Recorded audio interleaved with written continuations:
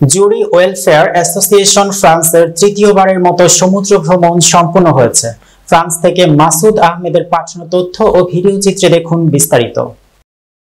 গত 28 জুলাই রোজ সোমবার ফ্রান্সের প্যারিস থেকে এই সমুদ্র ভ্রমণটির যাত্রা শুরু হয়।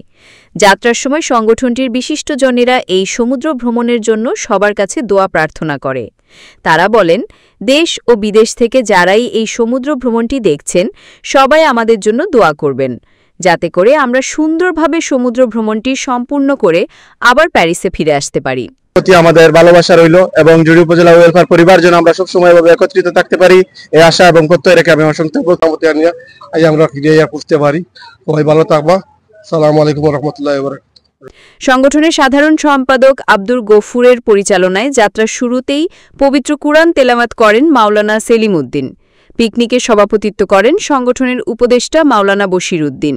বিশেষ অতিথি হিসেবে উপস্থিত ছিলেন প্রধান উপদেষ্টা আব্দুর রব, উপদেষ্টা কমর উদ্দিন, সভাপতি লুৎফর রহমান, সাবেক সাধারণ সম্পাদক রফিক উদ্দিন, সহ সভাপতি আতাউর রহমান, সহ সভাপতি হাফিজুর রহমান, সুমন, সহ সভাপতি আব্দুল ওয়াহিদ, রাজু আহমেদ, মাহবুব রহমান, আজিম উদ্দিন।